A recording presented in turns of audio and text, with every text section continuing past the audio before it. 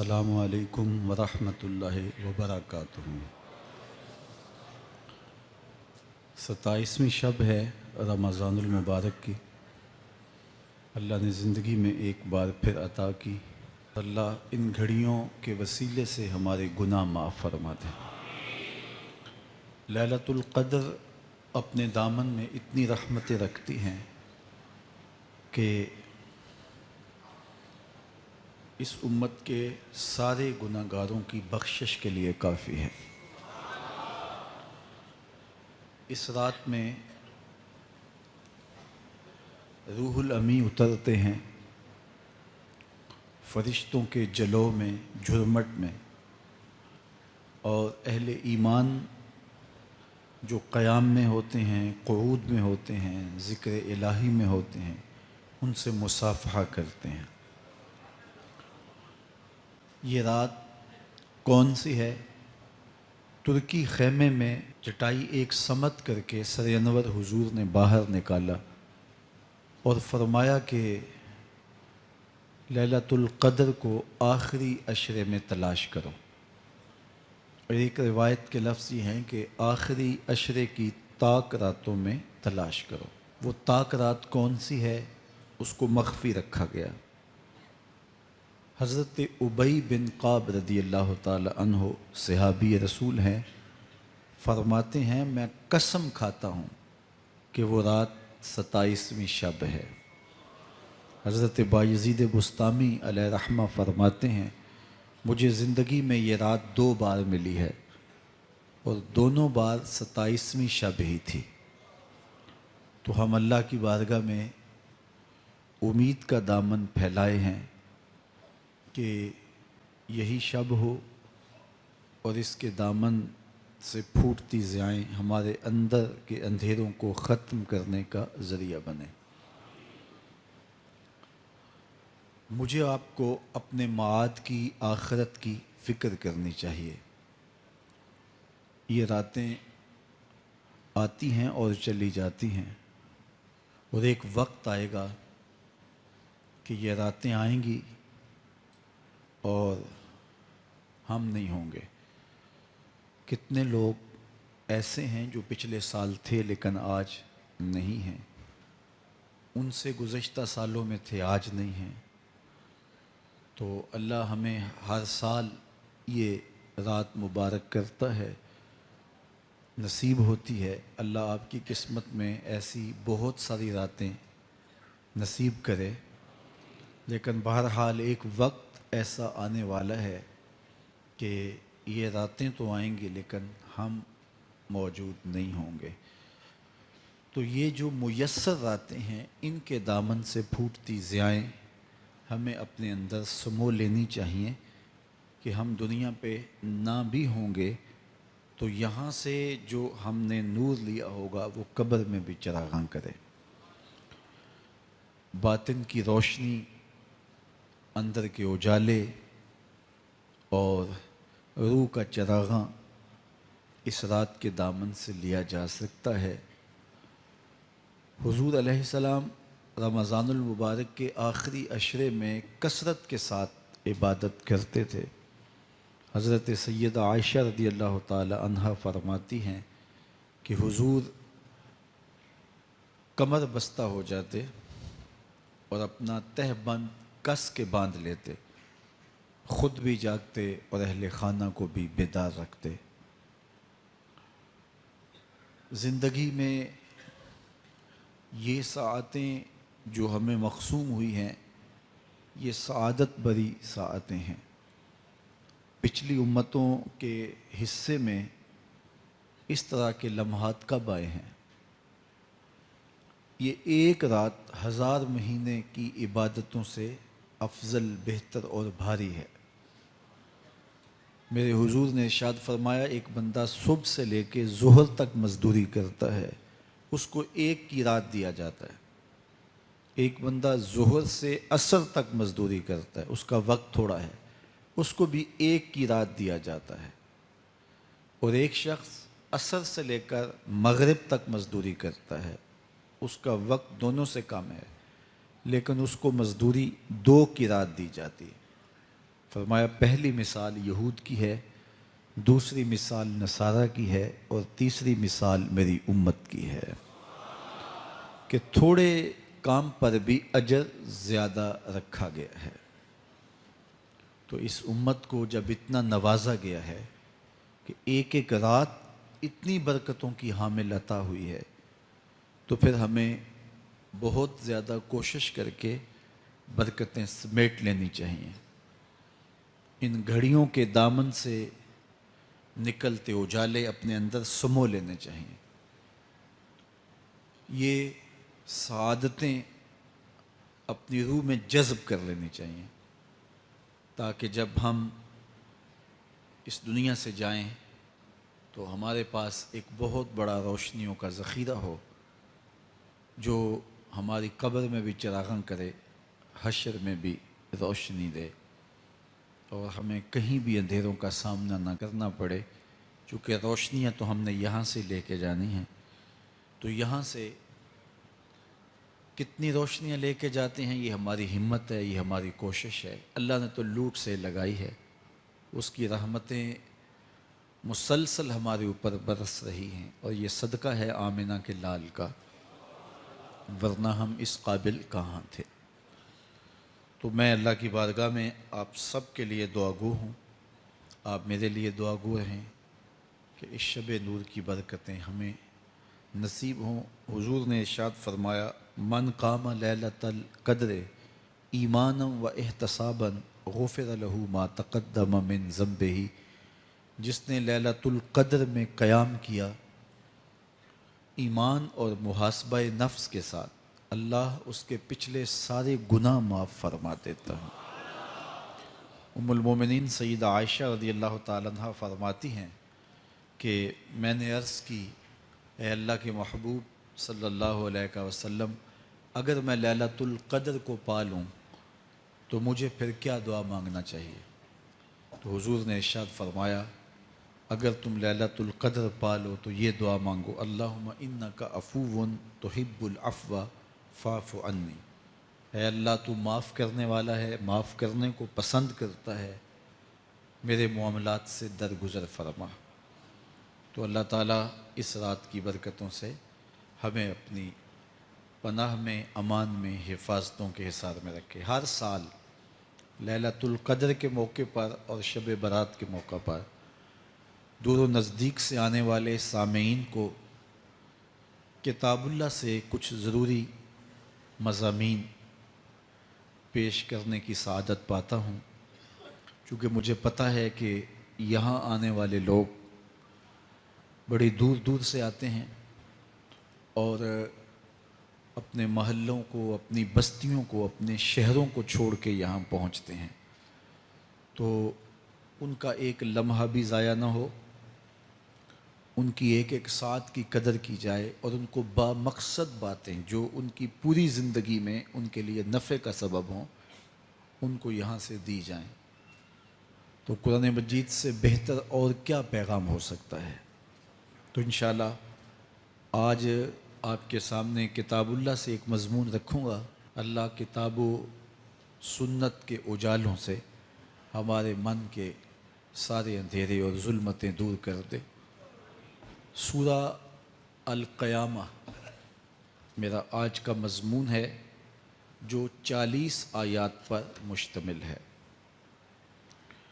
سورۃ القیامہ قیامت کے اس بات اور اس کے ہولناک منظر کی عکاسی پر مشتمل ہے۔ معاد کا یقین ہماری زندگی میں نظم پیدا کرتا ہے۔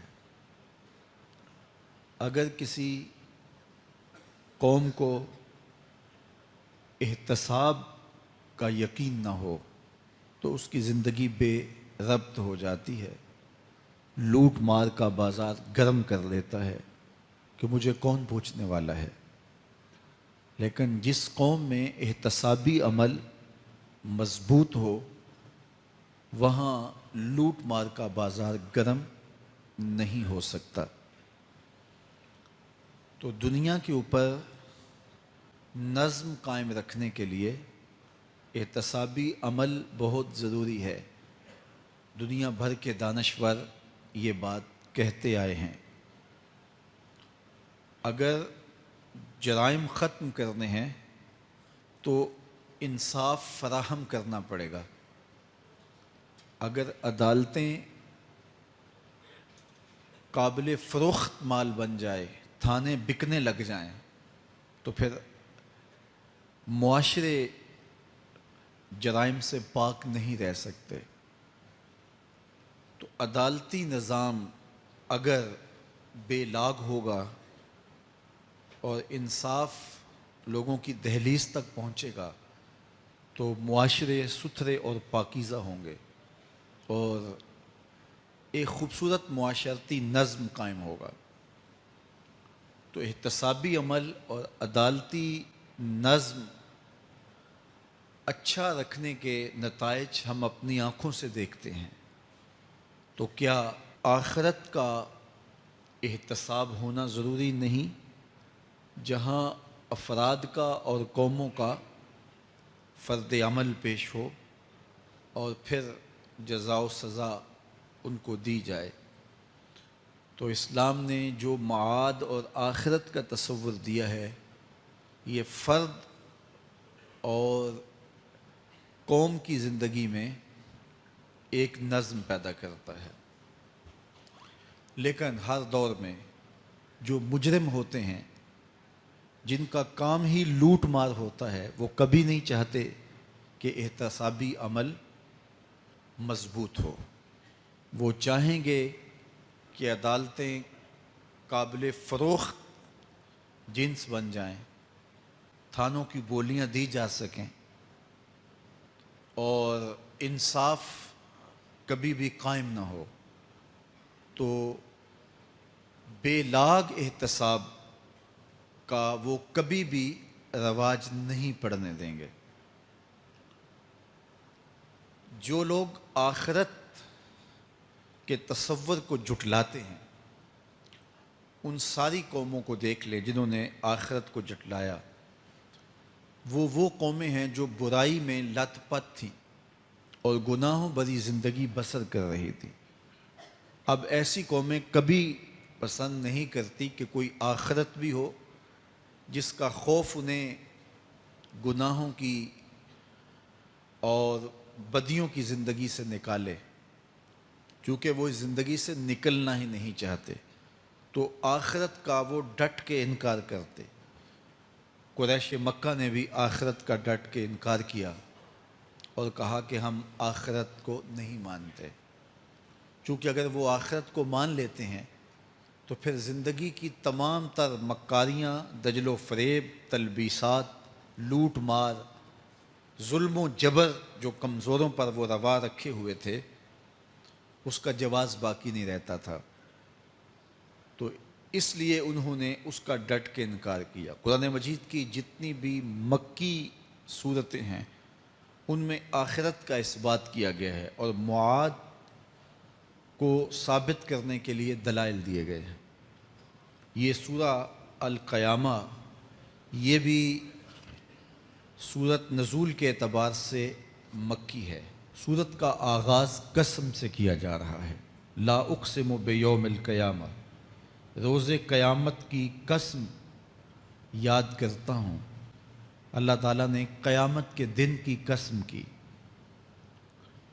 ولا اقسم بالنفس اللوامہ، اور قسم ہے ملامت کرنے والے نفس کی، اس جان کی قسم جو اپنے اوپر ملامت کرے۔ انسان کے اندر جو نفس ہے وہ اس کو برائی کا حکم دیتا ہے۔ حکم دینے والے کو آمر کہتے ہیں اور اسی سے مبالغہ کا صیغہ امارہ ہے، بہت زیادہ حکم دینے والا۔ تو جو نفس انسان کو برائی کا حکم دیتا ہے اس کو نفس امارہ کہتے ہیں، بہت زیادہ برائی کا حکم دینے والا۔ لیکن اللہ تعالیٰ جل شانہ دین کی برکت سے جب نفس کی اصلاح کرتا ہے تو نفس امارہ نفس لوامہ بن جاتا ہے، جو ملامت کرتا ہے، برائی پر بندے کو روکتا ہے۔ اندر ایک جنگ چلتی ہے، بندہ گناہ کرتا ہے لیکن اندر اس کا نفس اس کو ملامت کرتا ہے کہ تم غلط کر رہے ہو۔ تو اندر جو جنگ چل رہی ہوتی ہے، نفس ملامت کر رہا ہوتا ہے، گناہ بھی چل رہا ہوتا ہے، تمام عمر طوفان سے کھیلتے گزری، نیا کے ڈوبنے کا ڈر بھی رہا۔ تو یہ اندر جو کھینچا تانی ہے، ملامت اور گناہ، پھر توبہ بھی ہوتی ہے، پھر گناہ بھی سرزد ہو جاتے ہیں۔ تو یہ نفس لوامہ جو گناہ سے بندے کو روکتا ہے، اللہ تعالیٰ جل شانہ نے اس نفس لوامہ کی قسم کی ہے کہ مجھے قسم ہے انسان کے نفس لوامہ کی، جو اس کو برائی سے روکتا رہتا ہے اور خیر کی طرف اس کو بلاتا رہتا ہے۔ تو قیامت کی قسم کی اور نفس لوامہ کی قسم کی۔ اور جب نفس مزید ترقی کرتا ہے اور پھر اندر نیکی کی قوتیں پنپتی ہیں، تو ایک وقت آتا ہے کہ پھر انسان نیکی ہی کے ماحول میں جینا شروع کر دیتا ہے، تو پھر نفس کو اطمینان ملتا ہے۔ اس نفس کو نفس مطمئنہ کہتے ہیں۔ اور جب نفس مطمئنہ بن جائے تو قیامت کے دن اللہ تعالیٰ جل شانہ آواز دے گا کہ میرے لیے گناہوں کو چھوڑنے والے آجا، تیرا رب تیرا منتظر ہے۔ سورہ الفجر میں ارشاد فرمایا، یا ایتھا النفس المطمئنہ ارجعی الی ربک راضیۃ مرضیہ فادخلی فی عبادی وادخلی جنتی۔ اے نفس مطمئنہ، آجا، تیرا رب تیرے پہ راضی اور تو رب پہ راضی، میرے بندوں میں داخل ہو کے میری جنت میں داخل ہو جا۔ تو اللہ تعالیٰ ہمارے نفس کو نفس مطمئنہ بنائے۔ تو نفس لوامہ بھی غنیمت ہے، جو گناہ پہ ملامت کرتا ہے۔ تو اللہ تعالیٰ جل شانہ نے قیامت کے دن کی قسم کی، تو ساتھ نفس لوامہ کی بھی قسم کی۔ قسم تو کوئی بھی کرے تو سننے والا متوجہ ہوتا ہے کہ یہ جو قسم کی جا رہی ہے تو یہ کسی عنوان کی اہمیت کو بیان کرنا مقصود ہے۔ تو پھر قسم اگر رب کرے تو پھر سمجھنے کے لیے کافی ہے کہ وہ کتنا اہم مضمون ہوگا جس پہ میرا رب ہو کے قسم کر رہا ہے۔ تو قیامت پر اللہ تعالیٰ قسم فرما رہا ہے تاکہ اس کا قسم فرمانا اہل عقل کے لیے کافی ہو کہ اس کے اس بات کے لیے اس سے بڑی کیا دلیل ہو سکتی ہے کہ میرا رب اس پہ قسم کر رہا ہے۔ اَيَحْسَبُ الْإِنسَانُ أَن لَّن نَّجْمَعَ عِظَامَهُ۔ اللہ تعالیٰ ارشاد فرماتا ہے کہ کیا آدمی یہ سمجھتا ہے کہ ہم ہرگز اس کی ہڈیاں جمع نہیں فرمائیں گے؟ یہ ایک کافر تھا، عدی بن ربیعہ، یہ مراد ہے یہاں انسان سے۔ ایک روایت کے مطابق ابو جہل بن ہشام مراد ہے۔ تو یہ ابو جہل یا عدی بن ربیعہ یہ کہتے تھے کہ کیا ہڈیوں کو دوبارہ جوڑا جائے گا، دوبارہ ان کو جمع کیا جائے گا؟ یہ نہیں ہو سکتا، قیامت نہیں آ سکتی۔ وہ کہتے تھے یہ جہاں ہے بس ختم ہو جائے گا کام تمام، لہٰذا جو عزت پانی ہے، جو لذت حاصل کرنی ہے، جو عیش و عشرت کرنی ہے، جو کچھ کرنا ہے اسی جہان میں کر لو۔ آج کل بہت سارے لوگوں کا رویہ بھی یہی ہے کہ بس ٹھیک ہے، یہ دنیا ہی سب کچھ ہے، آخرت بس ایک اعتقاد کی حد تک ذہن کے کسی گوشے میں ہے، 2 لمحوں کے لیے خیال آیا تو رک گئے، پھر اپنی وہی ڈگر کی زندگی۔ لیکن آخرت جب تیقن کی اس منزل تک پہنچ جائے، پھر انسان کے اعمال کے اندر خود بخود جو ہے وہ نظم پیدا ہو جاتا ہے کہ چونکہ میں اللہ کے حضور پیش ہونا ہے اور ایک ایک عمل کا میں نے حساب دینا ہے۔ تو آخرت کے بارے میں یقین کی کمزوری انسان کو جو ہے وہ گناہوں کی دلدل میں پھنسا دیتی ہے۔ اس لیے آخرت کا یقین یہ بہت ضروری ہے تاکہ ہماری زندگی میں نظم پیدا ہو اور ہم اللہ کے حضور جھکنے والے، اس کے شکر گزار بندے، اس کی اتباع کرنے والے بنیں۔ تو اب وہ کافر کہتے تھے ابن ربیعہ یا ابو جہل کہ یہ جو ہڈیاں ہیں ان ہڈیوں کو کیسے دوبارہ زندہ کیا جائے گا۔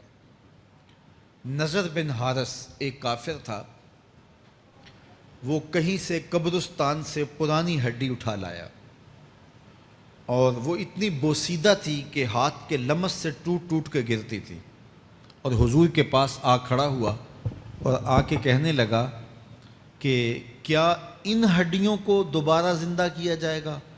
کون ہے ان کو جو دوبارہ زندہ کرے؟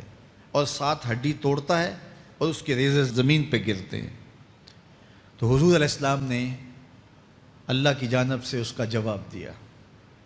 ذرا قرآن پڑھیے، سورہ یاسین کا آخری رکوع ہے، وَضَرَبَ لَنَا مَثَلًا وَنَسِیَ خَلْقَهُ قَالَ مَن يُحْیِی الْعِظَامَ وَهِیَ رَمِیمٌ۔ اب وہ باتیں کرنے لگ گیا ہے، اس کی زبان بولنے لگی ہے، اب کہاوتیں ہمارے لیے لاتا ہے، اور کیا کہتا ہے؟ مَن يُحْیِی الْعِظَامَ وَهِیَ رَمِیمٌ، ان ہڈیوں کو کون زندہ کرے گا جبکہ اتنی بوسیدہ ہو گئی ہیں۔ تو یہ نضر بن حارث حضور کے سامنے ہڈی لایا تھا اور توڑتا تھا اور کہتا تھا یہ ہڈیاں زندہ ہوں گی، ان ہڈیوں کو دوبارہ اٹھایا جائے گا جو اتنی بوسیدہ ہو گئی ہیں کہ ہاتھوں کا لمس بھی گوارا نہیں کرتی، اس کو دوبارہ زندہ کیا جائے گا، کون زندہ کرے گا؟ جواب سنو، قُلْ يُحْیِیہَا الَّذِی أَنشَأَہَا أَوَّلَ مَرَّةٍ، اے محبوب فرما دیجئے اب تو ہڈیاں موجود ہیں، جب ہڈیاں بھی نہیں تھیں تو جس رب نے انسان بنایا ہڈیوں کو جوڑ کے نہیں بنا سکتا۔ اب تو میٹیریل موجود ہے جب میٹیریل بھی موجود نہیں تھا۔ هل اتی علی الانسان حین من الدہر لم یکن شیئا مذکورا، انسان پر وہ وقت بھی آیا ہے جب یہ قابل ذکر چیز ہی نہیں تھا، اس کا نقشہ نہیں تھا، اس کی صورت نہیں تھی، اس کا میٹیریل نہیں تھا، اس کا مادہ نہیں تھا، لیکن جس نے حضرت انسان بنایا، پانی کی بوند سے تخلیق کیا، تو اب کیا وہ ہڈیوں کو جوڑ کر انسان نہیں بنا سکتا؟ تو یہ کفار بات کرتے تھے کہ نہیں نہیں نہیں، اتنی بوسیدہ ہڈیوں کو کیسے زندہ کیا جائے گا، یہ بات سمجھ میں نہیں آتی۔ پھر ان کے ذرے بکھر گئے، بعض انسانوں کو جانور چیڑ پھاڑ کے کھا گئے، کچھ وہ کھا گئے، کچھ ہڈیاں پڑی رہ گئیں، کچھ ان کی ہڈیاں راکھ بن کے اڑ گئیں۔ تو کیسے ہو سکتا ہے کہ ان کو دوبارہ زندہ کیا جائے، ان کے اجزاء جوڑے جائیں؟ اب یہ عدی بن ربیعہ نے بھی یہی کہا۔ اللہ ارشاد فرماتا یحسب الانسان ان لن نجمع عظامہ، یہ آدمی گمان کرتا ہے، کہتا ہے کیا ہڈیوں کو دوبارہ زندہ کیا جائے گا؟ اللہ فرماتا ہے کیوں نہیں، ہم اس بات پہ قادر ہیں کہ اس کے انگلیوں کے پور پور کو دوبارہ کھڑا کر دیں، اور اس کے اجزاء جو بکھرے ہوئے ہیں ان کو ہم اکٹھا کر کے دوبارہ ان کو جوڑ دیں، ہمارے لیے کوئی مشکل نہیں ہے۔ لیکن یہ اس کا خیال ہے کہ ہڈیوں کو کیسے جوڑا جائے گا، لیکن سورہ یاسین میں جو دلیل دی اس پہ کس قدر جو ہے وہ اشش کرنے کو جی چاہتا ہے۔ فرمایا کہ قُلْ یُحْیِیہَا الَّذِی أَنشَأَہَا أَوَّلَ مَرَّةٍ، یہ کہتے ہیں یہ ہڈیاں کون جوڑے گا؟ کہا جب ہڈیاں بھی نہیں تھی، جس نے ہڈیاں بنائی اس کے لیے جوڑنا کیا مشکل ہے؟ تو یہ عجیب تم نے بات کی۔ تو اللہ تعالیٰ جل شانہ قیامت کے دن ہمارے وجود دوبارہ اٹھائے گا اور اپنے حضور بندوں کو کھڑا کرے گا اور ان سے سوال پوچھے گا۔ یہ نہیں ہے کہ جو مرضی کرتے گئے، ایک آدمی نے ظلم کیا، جبر کیا، زیادتیاں کی، لوگوں کا حق لوٹا، لوگوں کا مال غصب کیا، عزتیں پامال کی، اور اتنا مؤثر تھا کہ عدالتیں وہ خرید لیتا تھا، کچہریاں وہ خرید لیتا تھا، پولیس وہ خرید لیتا تھا، کوئی سے پوچھنے والا نہیں تھا، اس کی بات چلتی تھی، اس کا فون چلتا تھا، اس کا رکا چلتا تھا، عیش و عشرت کی زندگی گزاری اور مر گیا، ہزاروں کے حق غصب کر کے، ہزاروں کا مال ہڑپ کر کے، لوگوں کی آبروئیں لوٹ کے مر گیا اور قبر میں چلا گیا، بس قصہ ختم۔ اب نہ وہ اٹھے گا نہ اس سے حساب لیا جائے گا، تو پھر انصاف کہاں گیا؟ ایک عدالت ایسی ہونی چاہیے کہ جس عدالت میں اس کو بھی پکڑا جائے اور ٹکٹکی پہ باندھا جائے کہ دنیا پر تو کسی نے تجھے پکڑا نہیں، اس عدالت میں تیرے خلاف سلطانی گواہ بھی موجود ہیں اور تجھے گناہوں کا، جرم کا بدلہ بھی دیا جائے گا، اور منصف جو ہے وہ انصاف کرے اور ان مظلوموں کو کھڑا کیا جائے کہ دنیا پر تو تمہاری داد رسی کسی نے کی، اس دربار میں تمہاری پوری پوری داد رسی کی جائے گی۔ عقل مانتی ہے کہ ایک ایسا دربار ہونا چاہیے، ایسا احتسابی عمل ہونا چاہیے، ایک ایسی عدالت لگنی چاہیے کہ جس کا کہیں جسے انصاف نہیں ملا اس کو وہاں جا کے انصاف ملے، اور وہ دن قیامت کا دن ہے۔ اس کا یقین زندگی میں نظم پیدا کر دیتا ہے اور تھر تھر بدن کانپتا ہے کہ آج اگر ہم مؤثر بھی ہو جائیں اور کسی کے سامنے جواب دے نہ ہوں، لیکن ایک عدالت تو ہے جہاں ہم نے جواب دہ ہونا ہے اور اپنے ایک ایک عمل کا حساب دینا ہے۔ تو اللہ ارشاد فرماتا ہے کہ اس عدالت کے سامنے تم نے پیش ہونا ہے، تمہارے جوڑ جوڑ کو اللہ تعالیٰ دوبارہ کھڑا کرے گا اور اس کو دوبارہ تخلیق کرے گا اور پیدا کرے گا، اور تم دوبارہ کھڑے ہو جاؤ گے، اس کی حضور پیش ہوگے۔ بل یرید الانسان لیفجر امامہ، بلکہ آدمی چاہتا ہے کہ اس کی نگاہ کے سامنے بدی کرے۔ استغفر اللہ۔ یہ ایک ظالم کافر تھا، وہ حضور کی خدمت میں آیا، کہنے لگا میں نہیں مانتا قیامت آئے گی۔ حضور نے اس کو دلائل دیے، تو جب دلائل کے سامنے بے بس ہو گیا تو کہنے لگا کہ جس قیامت کی آپ بات کرتے ہیں وہ قیامت آ بھی گئی تو میں نہیں مانوں گا۔ اللہ اکبر۔ تو وہ انکار کرنے والوں کی انتہا ہوتی ہے، اور ذرا دیکھیے وہ کیا بول رہا ہے، بل یرید الانسان لیفجر امامہ۔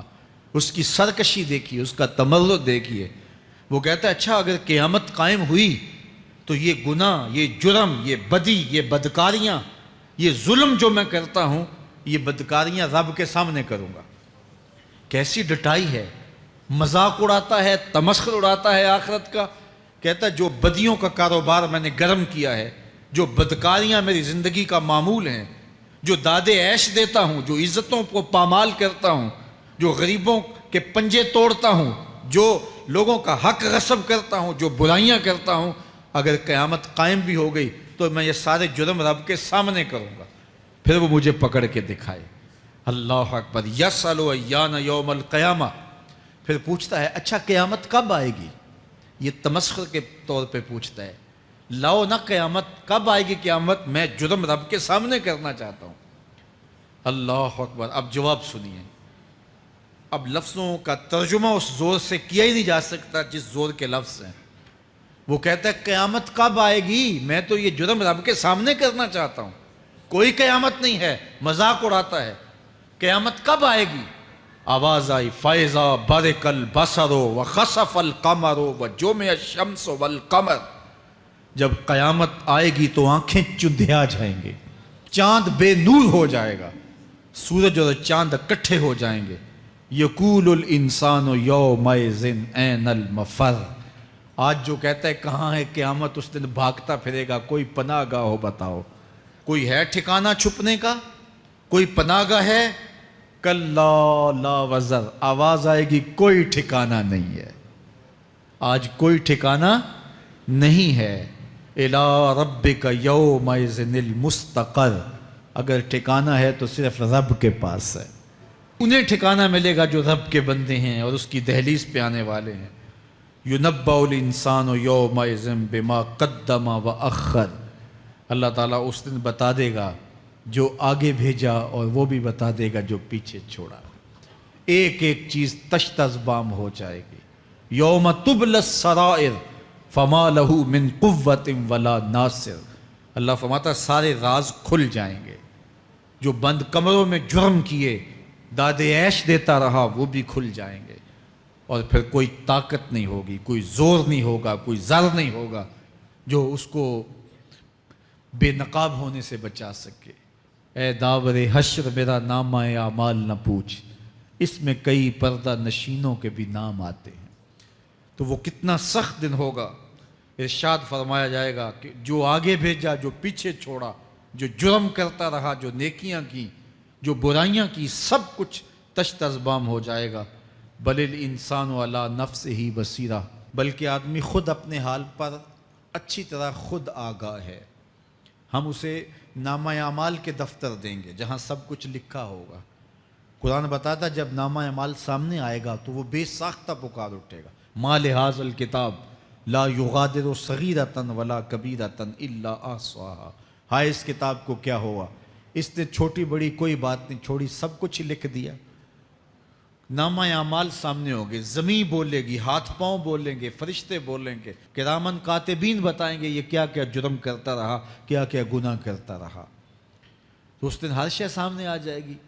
تو یہ تو ثبوت ہوں گے ہی ہوں گے، لیکن اللہ فرماتا ہے ثبوت تو اپنی جگہ، لیکن بل الانسان علی نفسہ بصیرہ، کیا انسان کو خود نہیں پتا کہ وہ کہاں کھڑا ہے؟ اس کو اپنے جرائم کی فہرست خود یاد ہے، اس کے ضمیر پہ خود اس کا بوجھ موجود ہے۔ اسے یہ نامہ اعمال نہ بتاتے، فرشتے نہ بتاتے، پھر بھی اسے پتا تھا کہ میں کیا ہوں اور کہاں میں نے جرم کیا ہے۔ وَلَوْ أَلْقَى مَعَاذِيرَهُ، اللہ اکبر، اگر اس کے پاس جتنے بہانے ہوں سب لا ڈالے، جب بھی کوئی اس کا بہانہ نہیں سنا جائے گا۔ قیامت کا دن ہوگا، دنیا کے اوپر تو بہانوں سے انسان بچ نکلتا ہے۔ کوئی جھوٹ بول لیا، کوئی جھوٹا گواہ پیش کر دیا، کوئی مکر کر لیا، کوئی رشوت چل گئی، کوئی سفارش کام آ گئی، کوئی بہانہ تراش لیا، بات کو توڑ موڑ کے پیش کر لیا۔ لیکن قیامت کا جب دن ہوگا تو کوئی نہ جھوٹا گواہ چلے گا، نہ رب کی پولیس رشوت لیتی ہے، نہ وہاں انصاف کے خلاف کوئی کام ہوگا، اور نہ ہی کوئی بہانہ چل سکے گا۔ اللہ اکبر۔ دوسری بات مفسرین نے یہ بھی لکھی کہ بعض اوقات یہ ہوتا ہے کہ انسان اپنے گناہ پر، اپنے جرم پر کوئی بہانہ تلاش کر کے لوگوں کو مطمئن کر لیتا ہے۔ جو اس نے جرم کیا، کسی سے زیادتی کی، کسی کا حق غصب کیا، تو لوگوں نے ملامت کی تو وہ کوئی بہانہ تلاشتا ہے اور لوگوں کو مطمئن کر لیتا ہے۔ بعض اوقات لاجواب کر دیتا ہے، بعض اوقات مطمئن بھی کر لیتا ہے۔ وہ لوگوں کو تو مطمئن کر لیتا ہے، لیکن وہ خود مطمئن نہیں ہو سکتا۔ جس نے جرم کیا ہوتا ہے، جرم اس کو اندر سے ڈستا رہتا ہے، اس کا ضمیر اس کو ٹھوکریں مارتا رہتا ہے، اندر کی بے چینی اسے تنگ کرتی رہتی ہے۔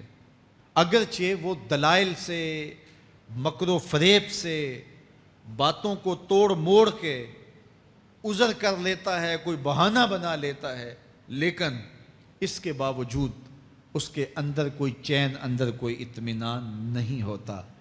اللہ اکبر۔ تو مجرم بے چین رہتا ہے۔ آج ہماری بے چینیوں کا ایک سبب ہمارا مالک کی دہلیز سے منہ موڑنا اور بہت سارے دیدہ نادیدہ گناہوں کا ارتکاب کرنا ہے۔ جب ہم سے سستیاں ہو جاتی ہیں، کوتاہیاں ہو جاتی ہیں، تو وہ گناہ ہمارا پیچھا نہیں چھوڑتے اور ہمیں بے چین اور مضطرب رکھتے ہیں۔ تو بعض اوقات جو ہے وہ ہم کہتے ہیں کہ پتہ نہیں بے چینی کیا ہے۔ بے چینی گناہوں کی ہے۔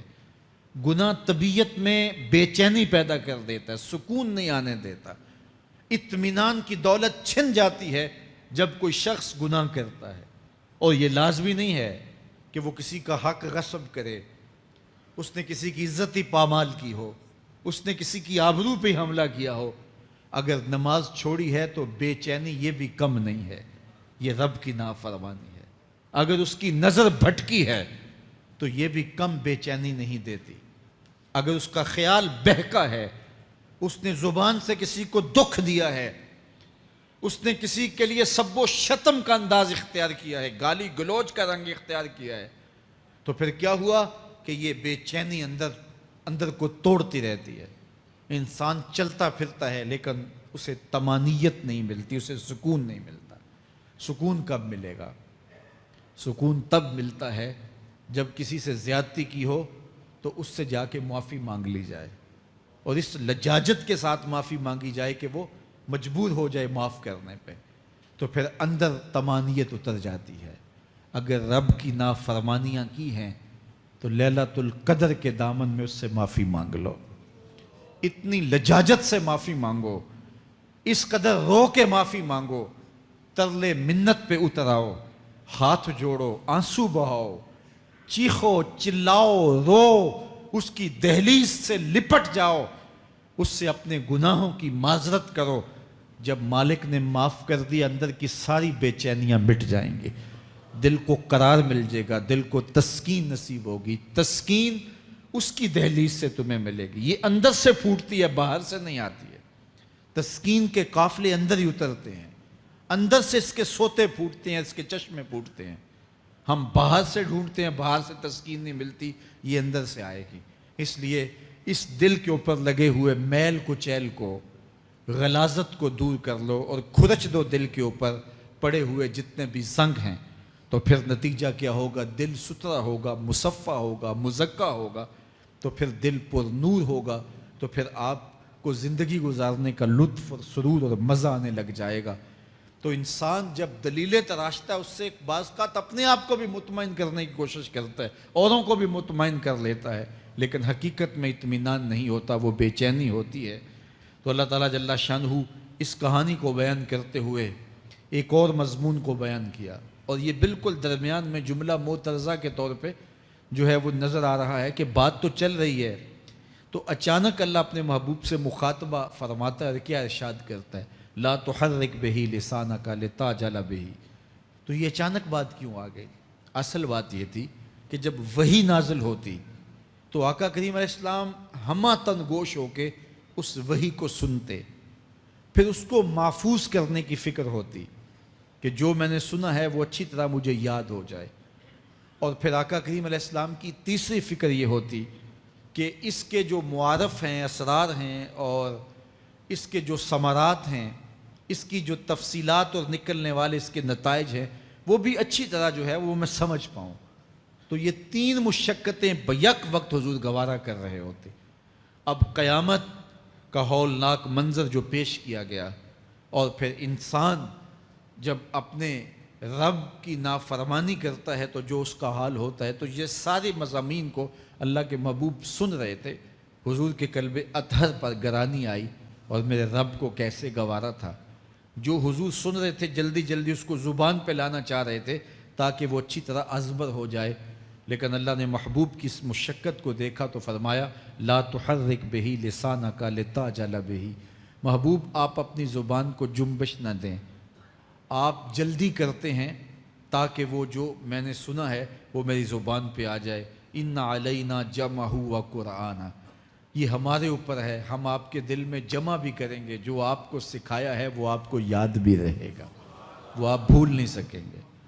فَإِذَا قَرَأْنَاهُ فَاتَّبِعْ قُرْآنَهُ، اور جب ہم پڑھ لیں تو پھر اس کے بعد آپ اس کو دہرائیں پڑھیں۔ ثُمَّ إِنَّ عَلَيْنَا بَيَانًا، پھر اس کی تفصیل بھی ہمارے ذمہ ہے، اس کا بیان بھی ہمارے ذمہ ہے۔ اس سے وہ لوگ جو حجیت حدیث کا انکار کرتے ہیں اور پھر وہ کہتے ہیں کہ نہیں بس قرآن مجید کی آیات ہی ہیں، اس کے علاوہ اور کچھ نہیں ہے، وہ من اللہ نہیں ہے، تو یہاں غور کرنا ہے۔ ثم ان علینا بیانہ فرمایا گیا، پھر ہمارے اوپر ہے اس کا بیان جو آپ کو ہم القاء کریں۔ اور آقا کریم نے فرمایا، سنن نسائی کی روایت ہے، انما اوتیت القرآن ومثلہ معہ، مجھے قرآن دیا گیا اور قرآن جتنے اور علوم بھی میرے سینے میں رکھے گئے۔ تو صرف قرآن ہی نہیں اتارا گیا حضور کے سینے میں، حضور کے سینے میں بہت کچھ نازل کیا۔ حضور کا سینہ گنجینہ ہے اسرار و معانی کا، اور اللہ تعالیٰ جل شانہ نے اپنے محبوب کو بہت کچھ عطا کیا۔ یہ بیان کرنے کے بعد فرمایا کلا بل تحبون العاجلہ وتذرون الآخرہ۔ اللہ اکبر، کوئی نہیں بلکہ یہ جو تم لوگ ہو اے کافرو، تم اس چیز کو پسند کرتے ہو جو بالکل نقد ہے، جو جلد ملنے والی ہے۔ دنیا کا سودا نقد ہے، دنیا کے نفع نقد ہیں، دنیا کی لذات نقد ہیں۔ شیطان کہتا ہے اب چوری کرو اب مال آئے گا، اب زنا کرو اب لذت ملے گی، اب ڈاکہ کرو اب امیر ہو جاؤ گے۔ تو دنیا کے سودے نقد ہیں اور آخرت کے وعدے ادھار ہیں۔ تو ارشاد فرمایا بل تحبون العاجلہ، تم دنیا کی جو عاجل چیزیں ہیں، جو بالکل نقد سودے ہیں، تم ان کے پیچھے پڑتے ہو، وتذرون الآخرہ، اور آخرت کو چھوڑتے ہو۔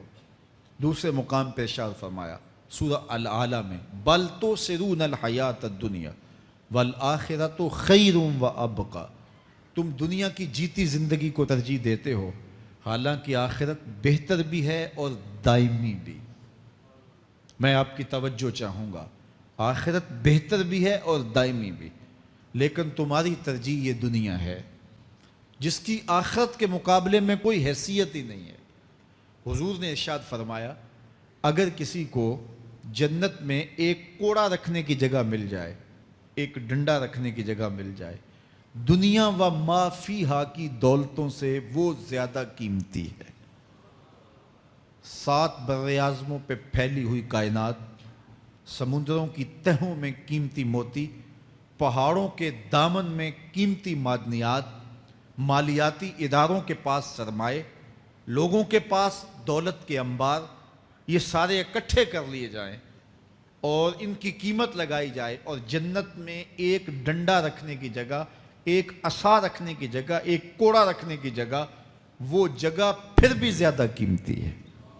پراپرٹی ویلیو ہوتی ہے نا، وہ کہتے ہیں کہ دور دراز دیہات سے 10 ایکڑ فروخت کریں تو یہاں ہمارے بائی پاس پہ اگر لیں تو 1 کنال جگہ آئے گی، 10 ایکڑ فروخت کر کے یہاں 1 کنال ملے گی، اور اگر آپ مزید اس کو فروخت کر کے مزید جو ہے وہ کسی مہنگے علاقے میں چلے جائیں تو ہو سکتا ہے 2 مرلے اس 10 ایکڑ کے مقابلے میں آئیں۔ تو اس طرح مختلف جگہوں کی پراپرٹی ویلیو ہوتی ہے۔ اللہ کے محبوب جنت کی پراپرٹی ویلیو بتا رہے ہیں۔ 7 بر اعظموں پہ پھیلی ہوئی کائنات کو ایک پلڑے میں رکھیں، پوری دنیا کے اندر جو سرمائے ہیں، جو ماضی میں سرمائے لوگوں نے خرچ کر لیے، جو حال میں موجود ہیں، جو آنے والے ادوار میں لوگوں کے پاس آئیں گے، قارون کا خزانہ اور سرمائے سارے اکٹھے کر کے ایک پلڑے میں رکھ دیں، جنت میں ایک عصا رکھنے کی جگہ پھر بھی زیادہ قیمتی ہے۔ تو پھر دنیا کی آخرت کے مقابلے میں قیمت کیا ہوئی؟ دنیا کی جنت کے مقابلے میں ویلیو کیا ہوئی؟ اور جنت میں سب سے کم جگہ کس کو ملے گی؟ جو سب سے آخر میں جائے گا۔ ظاہر ہے سب سے کم جگہ اسی کے پاس ہوگی جو سب سے آخر میں جہنم کے دھکے کھا کھا کے، رگڑے سہ سہ کے پھر آخر میں جنت میں جائے گا۔ سب سے تھوڑی جگہ اس کے پاس ہوگی۔ حدیث پاک میں آتا ہے، بخاری میں آتا ہے، حضور نے ارشاد فرمایا کہ جب جہنم سے آخری جہنمی نکالا جائے گا تو اللہ تعالیٰ اسے پوچھے گا، بتا تیری کوئی آرزو؟ تو وہ کہے گا، مالک یہ آرزو ہے، یہ آرزو ہے، مختلف آرزویں بتائے گا۔ اللہ فرمائے گا، لکا ما تمنیتا، جو تو نے آرزو کی جا جا تجھے میں نے عطا کر دی، اب جنت میں چلا جا۔ تو اس کی تو توقع یہ ہوگی کہ سایہ دیوار جنت میں جگہ مل جائے تو غنیمت ہے، اور اگر جنت کے اندر جاؤں تو کوئی جھونپڑا مل جائے 2 مرلے کا تو وہ بھی کافی ہے۔ لیکن اللہ اسے کتنی جگہ دے گا؟ اللہ فرمائے گا، جا جنت میں، تیرے لیے جنت میں دنیا سے 10 گنا جگہ ہے۔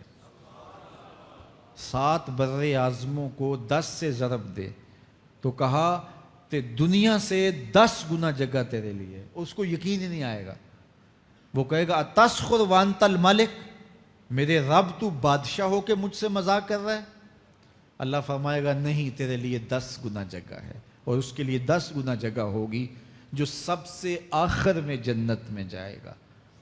میں آپ کی توجہ چاہوں گا، جو آخری جنتی ہے اس کے پاس کتنی جگہ ہوگی، کتنی پراپرٹی ہوگی؟ آج تو 2، 10، 20، 50 مربع کسی کے پاس ہوں تو وہ اتراتا ہوا چلتا ہے کہ میں اتنا بڑا ذمہ دار ہوں۔ جنت میں آخری جنتی کی جگہ کتنی ہوگی؟ دنیا سے 10 گنا جگہ۔ تو داتا گنج بخش علی حجویری کی جاگیروں کا عالم کیا ہوگا؟ بابا فرید الدین گنجے شکر کی جاگیروں کا عالم کیا ہوگا؟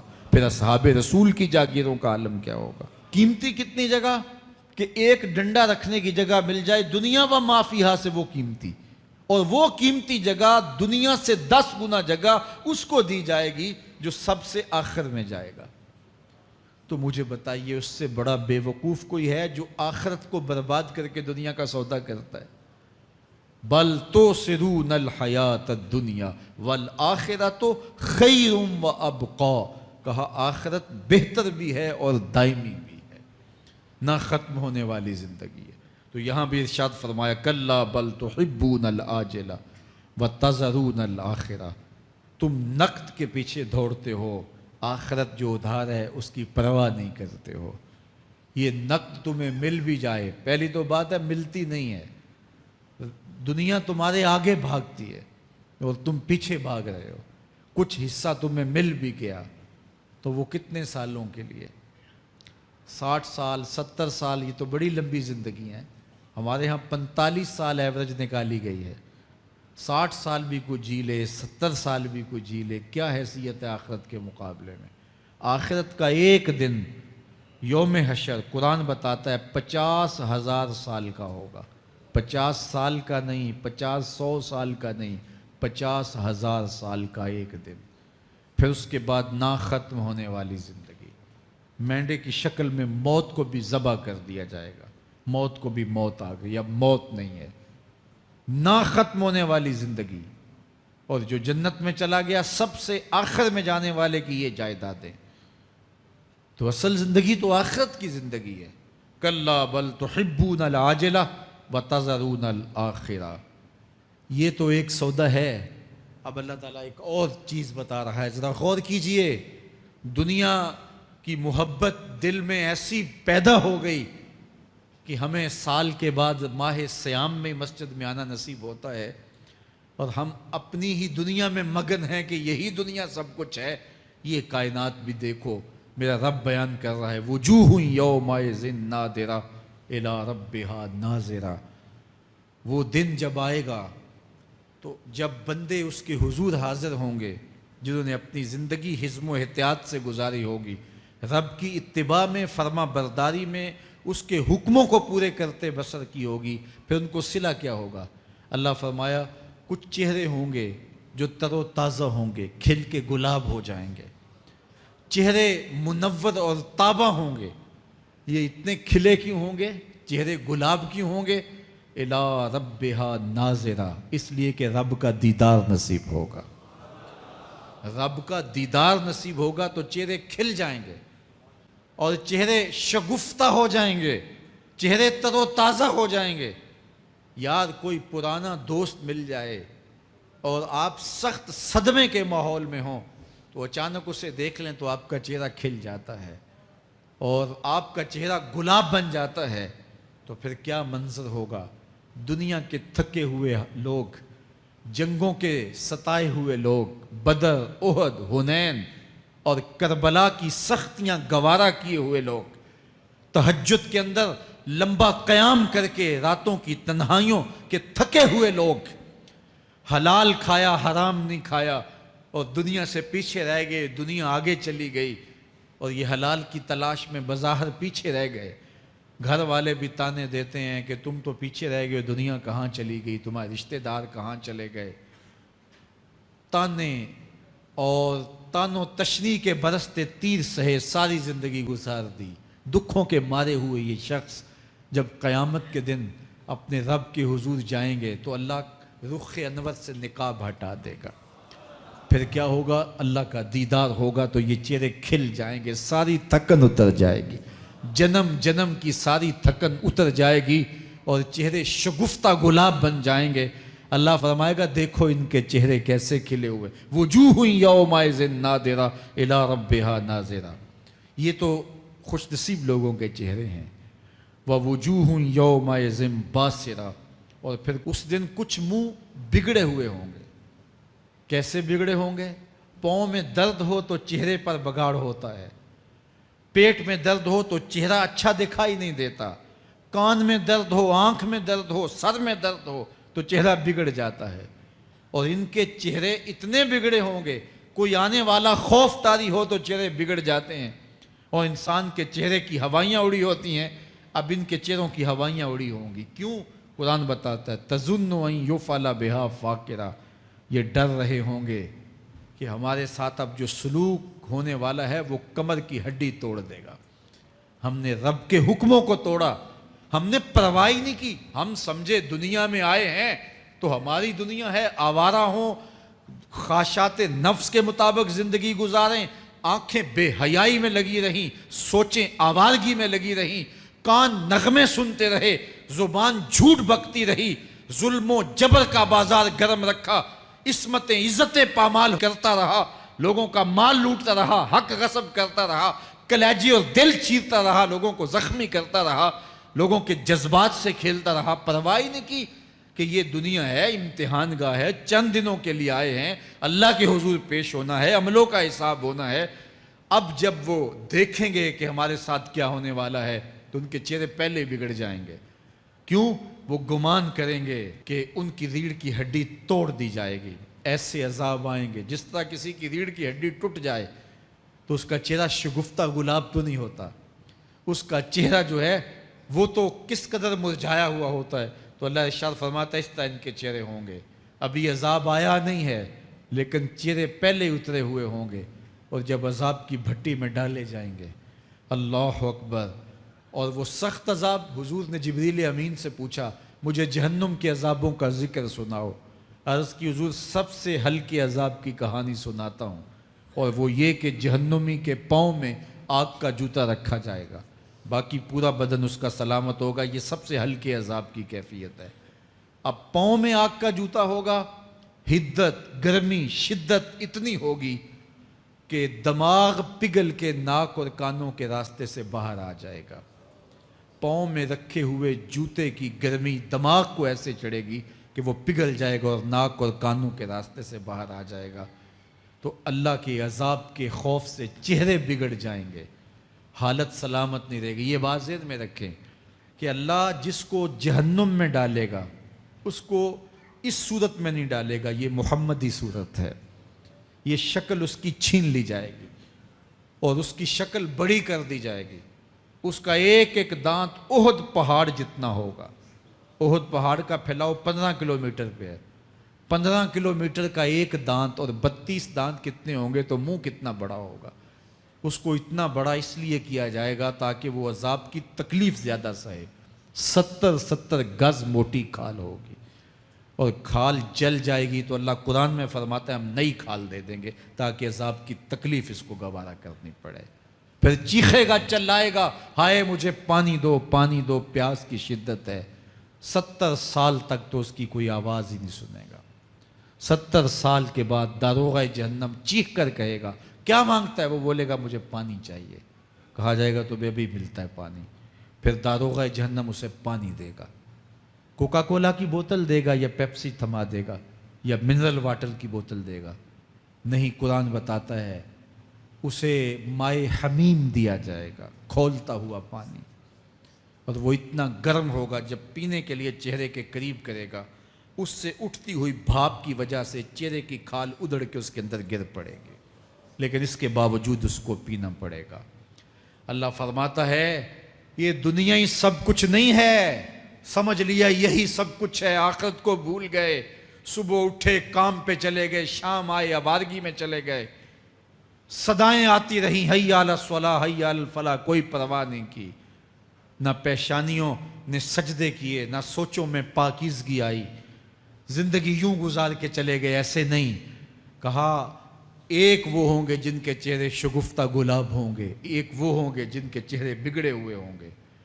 اللہ اکبر، کلا اذا بلغت التراقی، یہ تو قیامت کا منظر ہے نا، قیامت سے قبل بھی ایک منظر ہے، اللہ اس منظر کو بھی بیان کر رہا ہے۔ کلا اذا بلغت التراقی، ہاں ہاں جب جان گلے کو پہنچ جائے گی، اے انسان تیرے اوپر وہ گھڑی بھی آنے والی ہے، وہ وقت بھی آنے والا ہے جب سانس اس ہنسلی میں اٹک جائے گا، جب سینے سے بھی سانس اوپر چلی گئی، اب ڈاکٹر بھی لا علاج قرار دے رہے ہیں کہ اب علاج نہیں رہا ہے، جان بس اب نکلنا چاہ رہی ہے، اور کہا جائے گا کوئی جھاڑ پھونک والا بلاؤ، اب ڈاکٹروں نے تو جواب دے دیا، اب سانس اٹک گئی گلے میں، چند لمحوں کی مہمان ہے، اب ڈاکٹروں نے کہا اب ہماری جانب سے لا علاج ہو گیا، اب لے جاؤ اس کو گھر یا وینٹیلیٹر پہ ڈال دیتے ہیں اس کو، بس اب ہماری جانب سے کوئی اس کا علاج نہیں ہے۔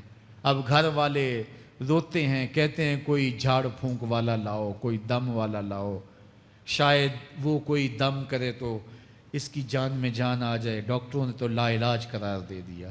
وَظَنَّ عَنَّهُ الْفِرَاقُ، اللہ فرماتا ہے یہ تو جھاڑ پھونک والے کو ڈھونڈ رہے ہیں، لیکن جس کی سانس یہاں اٹکی ہے وہ سمجھ گیا ہے اب موت آ گئی ہے، اس کو یقین ہو گیا ہے کہ اب موت کے لمحے آ گئے ہیں، اب میں بچ نہیں پاؤں گا، اب آنکھیں تاڑے لگی ہوئی ہیں، وَالْتَفَّتِ السَّاقُ بِالسَّاقِ، پنڈلی پہ پنڈلی چڑھ رہی ہے. جب موت آ جاتی ہے تو پھر پنڈلی سے پنڈلی لپٹ جاتی ہے، اس کو پھر جدا کرتے ہیں اور جدا کر کے دونوں انگوٹھے باندھ دیتے ہیں تاکہ پنڈلی کے اوپر پنڈلی نہ چڑھے. اللہ وہ منظر بیان کرتا ہے، صاحب یہ وقت آنے والا ہے جب دونوں انگوٹھے باندھ دیے جائیں گے، جب ناک میں روئی ٹھونس دی جائے گی، جب چٹے لباس میں کفن دیا جائے گا، جب غسال کے سامنے بے بس پڑے ہوں گے، وہ چاہے یہ بازو اٹھائے چاہے یہ بازو اٹھائے، گرم پانی ڈالے یا سرد پانی ڈالے، جب بس پڑے ہوئے ہوں گے جو ہے وہ غسل دینے والوں کے، اور ناک میں روئی ہوگی اور دونوں انگوٹھے آپس میں بندھے ہوں گے. یہ محل، یہ ماڑی، یہ کوٹھیاں، یہ بنگلے جس کو سویر شام لگ کے حلال حرام کی تمیز کیے بغیر بنایا تھا، غوث اعظم رضی اللہ تعالیٰ عنہ بولے مکان بنا رہا ہے، بسیں گے اور حساب تو جا کے دے گا. اور یہ تو ایک رات بھی تجھے اس گھر کے اندر نہیں رکھیں گے کہ چلو ایک رات مہمان رکھ لیں. کہتے ہیں نہیں نہیں، مہمانوں نے بھی جانا ہے تو جلدی کرو، اس کو سپرد کراؤ. وہ تو تیرا لباس بھی پھاڑ کے اتاریں گے، خود غسل دینے کے لیے تیار بھی نہیں ہے. تجھ سے خوف آنے لگا ہے. جاندی واری ڈرونا بنے ہوتے، ہاتھ نہ لاندے ڈر دے، جنہ لئی تو پاپ کمائے اج کتھے نہیں تیرے کر دے. آج تو وہ تیرے ساتھ تجھے غسل دینے کے لیے آمادہ نہیں ہے. وَالْتَفَّتِ السَّاقُ بِالسَّاقِ، جب پنڈلی پہ پنڈلی چڑھنے لگ جائے گی. إِلَىٰ رَبِّكَ يَوْمَئِذٍ الْمَسَاقُ، اس دن تیرے رب کی طرف ہی لوٹ کے جانا ہے. فَلَا صَدَّقَ وَلَا صَلَّىٰ، اس نے نہ تو سچ مانا اور نہ نماز پڑھی. وَلَٰكِنْ كَذَّبَ وَتَوَلَّىٰ، ہاں جھٹلایا اور منہ پھیر کے چل پڑا. ثُمَّ ذَهَبَ إِلَىٰ أَهْلِهِ يَتَمَطَّىٰ، پھر اپنے گھر کو اکڑتا ہوا چلا. اولا لک فاولا ثم اولا لک فاولا، تیری خرابی آ پہنچی، ہاں تیری خرابی آ پہنچی. ایحسب الانسان ان یترک سدی، انسان دنیا میں یہ گمان کرتا ہے اس کو سدا چھوڑ دیا جائے گا. سدا عربی میں ایسے اونٹ کو کہتے ہیں جس کی مہار کسی کے ہاتھ میں نہ ہو. شترے بے مہار، جہاں مرضی جس گھاٹ سے چاہے پانی پیے، جہاں سے مرضی چارہ لے، تو شترے بے مہار کو کہتے ہیں سدا. تو یہ انسان بھی گمان کرتا ہے کہ میں بھی سدا ہوں، مجھے کوئی کیوں پوچھے، میرے جذبات پہ کوئی کیوں قدغن لگائے، مجھے کیوں روکے کوئی. بالخصوص جوانی کے ایام کے اندر جوان کو بڑا ہوتا ہے کہ کوئی مجھے کیوں، وہ تو ماں باپ کے کہنے میں بھی نہیں آنا چاہتا. وہ کہتا ہے کیوں مجھے روکتے ہیں، میری جوانی ہے، میرے جذبات ہیں، مجھے آزادی سے جینے دو، کیوں میرے راستے میں رکاوٹ بنتے ہو، میں سدا ہوں. اللہ فرماتا ہے نہیں، ایک اونٹ تو سدا ہو سکتا ہے، جس کو میں نے اشرف المخلوقات بنایا ہے اس کو تو سدا نہیں چھوڑوں گا، اس کو تو پابند بناؤں گا حکام کا. اب وہ کہتا ہے کہ نہیں نہیں، یہ کیسے دوبارہ اٹھائے جائیں گے. اب دوبارہ وہی بات پھر آ گئی. الم یک نطفۃ من منی یمنا، اللہ فرماتا ہے ایک بوند تھی نا، پانی کا ایک قطرہ تھا جو رحم مادر میں رکھا گیا. ثم کان علقہ، پھر وہ پانی کا قطرہ لوتھڑا بنا. فخلق فسوی، پھر اللہ نے اسے پیدا فرمایا اور پھر ٹھیک ہموار کیا. فجعل منہ الزوجین الذکر والانثی، پھر اس سے وہ جوڑ بنائے، کوئی مرد بنایا کوئی عورت بنائی. کہا اب غور کر، اب تیری آنکھیں دیکھتی ہیں، بجلیاں چمکتی ہیں، تیری زبان کا طوطی بولتا ہے، لوگ اشش کرتے ہیں تیری گفتگو پہ، تیری گفتار پہ صدقے جاتے ہیں، تیرے لہجے کے جمال کو دیکھتے ہیں، تیرے سینے کا زور، تیرے پنجوں کی طاقت، تیری دماغ کی تیزیاں اور تیری سوچوں کے اجالے، تیری زوردار ٹانگیں، تیرے کڑیل بازو اور تیری چوڑی چھاتی اور تیرے گلاب کی پتیوں جیسے ہونٹ. اے انسان یہ سب کچھ کہاں تراشا گیا؟ ماں کے رحم میں، اس تاریکی میں جو 3 پردوں میں تھی. تیرا سر تیرے گھٹنوں میں تھا اور تیرے رب نے وہاں تیرے اندر نسوانیت یا رجولیت کی صلاحیتیں پیدا کی، تیری آنکھوں میں چمک پیدا کی، تیرے کانوں میں نغمے بکھیرے، تیری زبان کے پٹھوں پہ قوت ذائقہ رکھی، تجھے بولنے کی صلاحیت دی، تیرے پنجوں میں زور رکھا. آج تو مفتی شہر ہے، آج تو علامۃ الدہر ہے، آج تو قاضی القضات ہے، آج تو منسٹر ہے، آج تو وزیر اعظم ہے، آج تو پہلوان ہے، آج تو شہزادہ ہے، آج تو بادشاہ ہے، آج تو زوراور ہے، آج تیری طاقت کے کیا کہنے، آج شیروں کو تو نچا لیتا ہے، ہاتھیوں کو تو بٹھا لیتا ہے، آج تو بڑا زوراور گھڑ سوار ہے، آج تیری طاقت کے کیا کہنے، تو کشتی کرتا ہے، زمانہ دیکھنے آتا ہے، آج تیری طاقت کے شوہرے ہیں، تیری عظمت کے تنتنے ہیں، لیکن انسان تو ایک ناپاک قطرہ تھا اور رحم مادر میں تھا، تیرے اندر یہ رنگ کس نے بھرے، تیرے کانوں میں نغمے کس نے رکھے، تجھے دماغ کی قوتیں کس نے دی، زبان کو بولنا کس نے سکھایا، آنکھوں میں توانائیاں کس نے رکھیں، تیری زبان کا طوطی بولتا ہے، یہ سلیقے کس نے دیے؟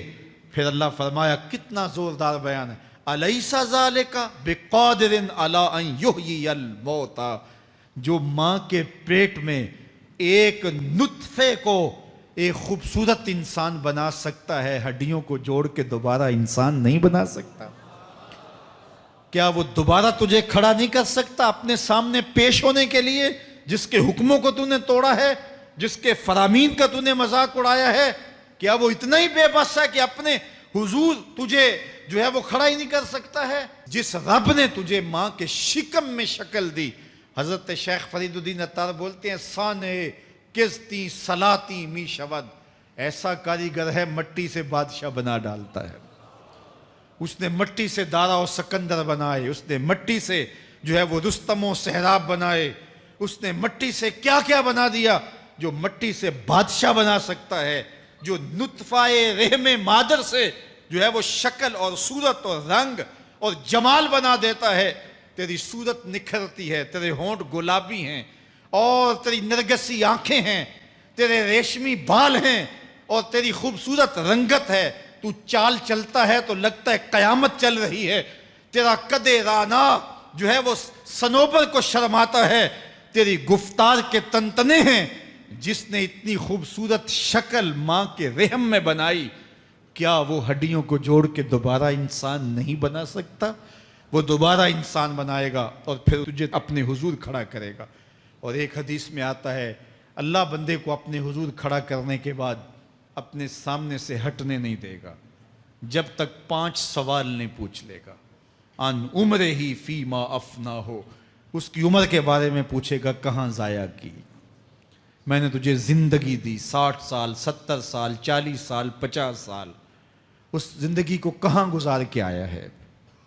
ان شبابہ ہی فیما ابلا ہو، اس کی جوانی کے بارے میں پوچھا جائے گا، جوانی کہاں گزار کے آیا ہے؟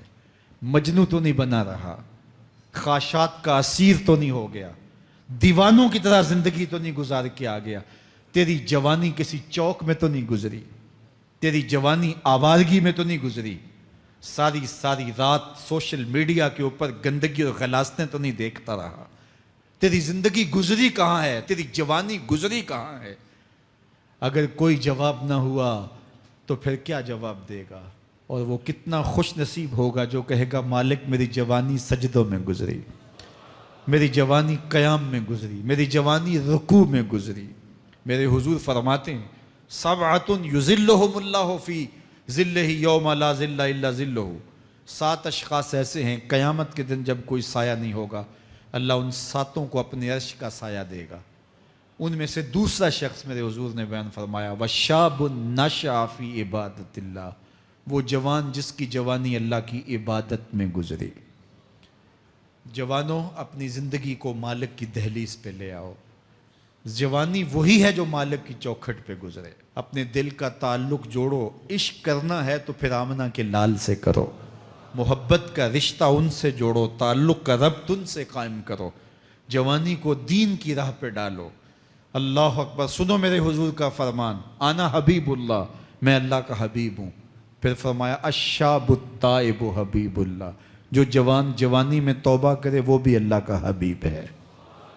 آؤ اللہ کے حبیب بن جاؤ، اللہ کے حبیب بن جاؤ، اللہ کے حبیب بن جاؤ۔ اللہ کے محبوب بن جاؤ۔ لیلۃ القدر کی گھڑیاں ہیں، رات کا پچھلا پہر ہے۔ اللہ کے حضور یہ عہد کر کے اٹھو، مالک جو زندگی گزر گئی، آئندہ جوانی کا ایک ایک لمحہ تیرے لیے گزرے گا۔